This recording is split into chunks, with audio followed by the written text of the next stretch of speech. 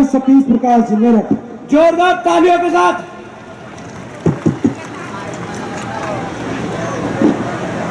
सभी को मेरा जय भीम। परम पूज्य बाबा साहब को सत सत नमन। बाबा साहब डॉक्टर भीमराव अंबेडकर जी के जन्म दिवस पर आप सभी को बधाई। भगवान बुद्ध को नमन। बहुजन समाज में जन्मे उन तमाम समाज सुधारकों को नमन। इस मंच पर आसीन तमाम पदाधिकारीगण,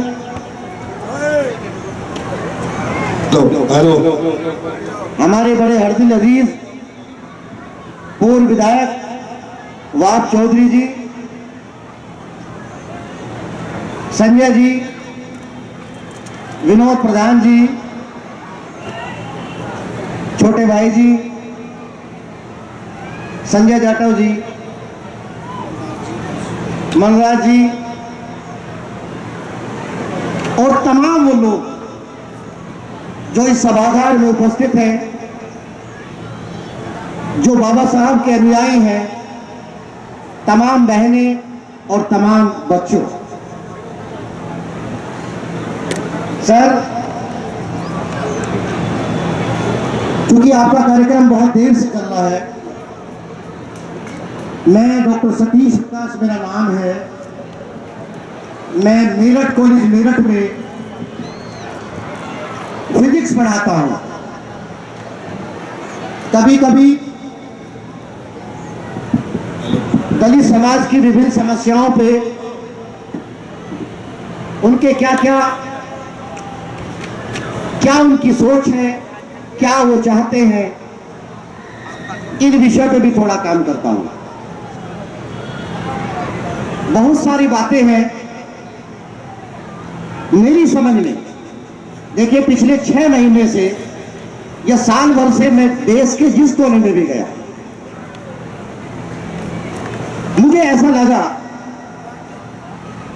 कि दलित समाज अपने अधिकारों को लेकर, संविधान को लेकर, अपनी समाज की न्याय की लड़ाई को लेकर कहीं चिंतागत है, कहीं चिंतित है।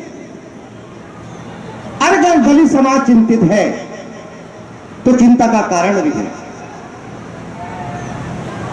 और अगर चिंता का कारण है तो चिंता का निवारण भी होगा। यह बात मैं इसलिए कहता हूं कि हम भगवान बुद्ध के अनुयायी हैं। यह हमारी सांस्कृतिक पहचान है, और भगवान बुद्ध ये कहते हैं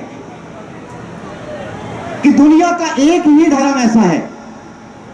मैं किसी के धर्म के ऊपर सवाल नहीं उठाता, ना मैं किसी के धर्म के अंदर खामियां ढूंढता, मैं सिर्फ अपनी बात कहता हूं। मुझे ऐसा लगता है कि धार्मिक आंदोलनों में चलाने वाले लोगों में इस दुनिया में भगवान बुद्ध ने पहली बार स्वीकार किया कि दुनिया में दुख है। किसी धार्मिक आंदोलन में यह नहीं कहा गया कि दुख है, सिर्फ भगवान बुद्ध ने कहा कि दुख है, इस दुनिया में दुख है। और फिर उन्होंने कहा कि अगर दुख है तो दुख के कारण भी है, और अगर जो व्यक्ति दुख के कारण ढूंढ लेगा वो दुख का निवारण भी कहीं ना कहीं ढूंढ लेगा। तो अगर दलितों की चिंता है, अगर बहुजनों की चिंता है, अगर गरीब की चिंता है, तो चिंता के कारण पे हमको कहीं ना कहीं चर्चा करनी पड़ेगी।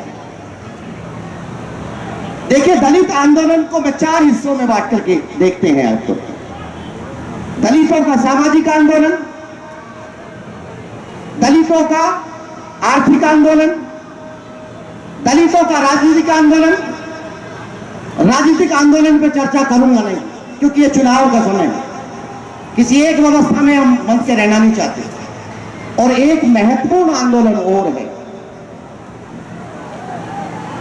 दलितों का धार्मिक आंदोलन, और उससे भी बड़ा आंदोलन एक है कि दलितों का सांस्कृतिक आंदोलन। मुझे इन सारे आंदोलनों में जो सबसे महत्वपूर्ण पहलू दिखाई दिया कि दलितों का सांस्कृतिक आंदोलन, अगर दलित अपनी कल्चर, अपनी संस्कृति को पहचान जाए तो मैं समझता हूं कि उसकी चिंता का जो निवारण है वो बड़ी आसानी से हो सकता है।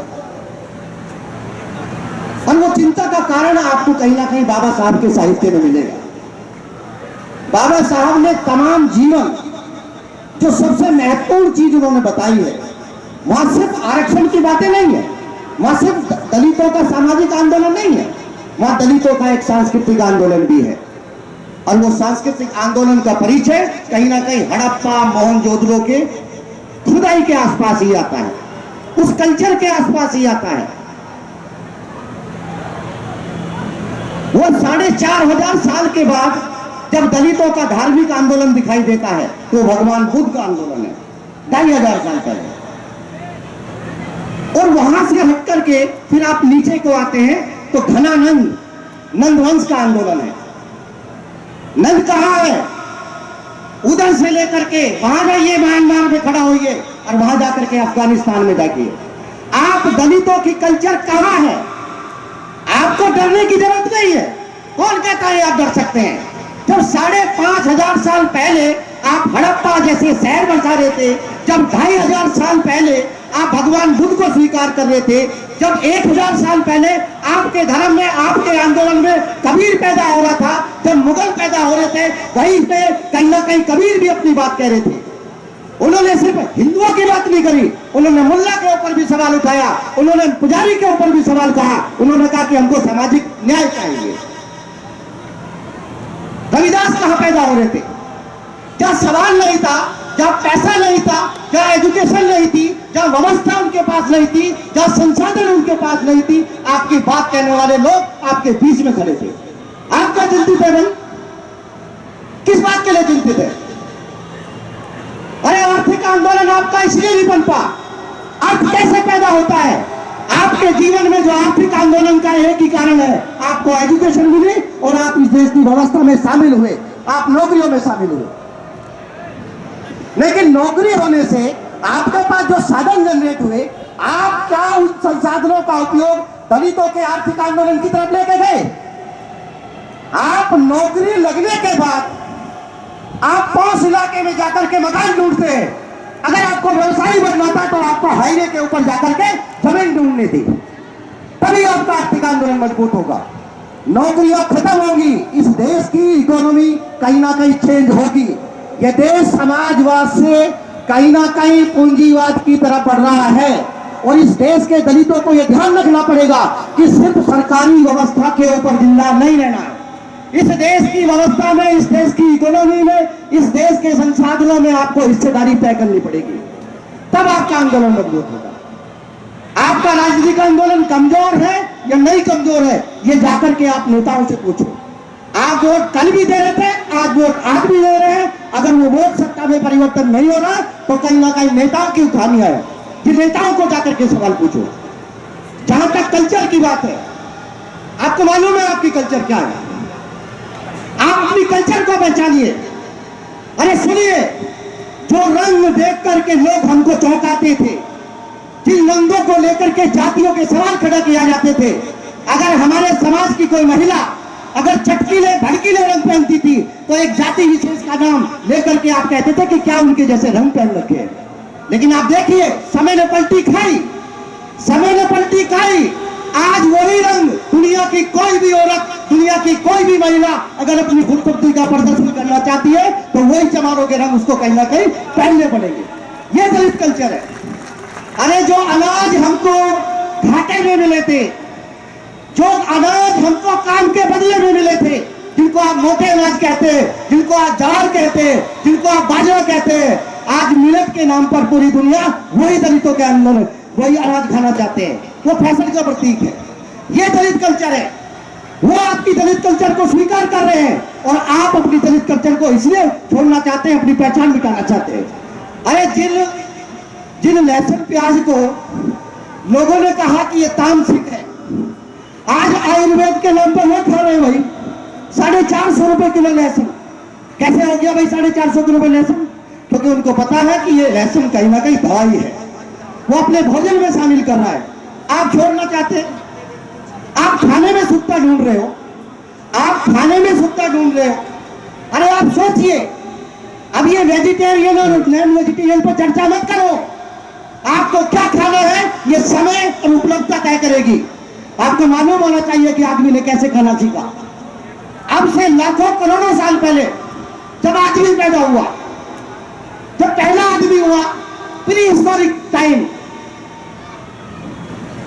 होमो हेबिलस, होमो इरेक्टस और होमो स्पाइन। अभी तो आग जला रहा था, फिर वो पत्थर तोड़ रहा था, फिर उसके अंदर स्पाइन सोच पैदा हो रही थी। और पता सोच कहां पैदा हो रही थी? आउट ऑफ अफ्रीका मॉडल पढ़ो। अफ्रीका का आदमी सबसे पहले सोच रहा था।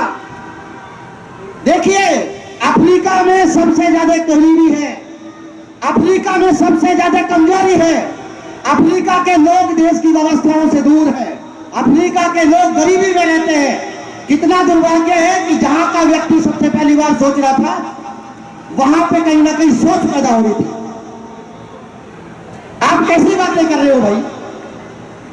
और देखिए, एक लास्ट बात कहूंगा कि बाबा साहब ने आपको सोचने का मौका ही नहीं दिया।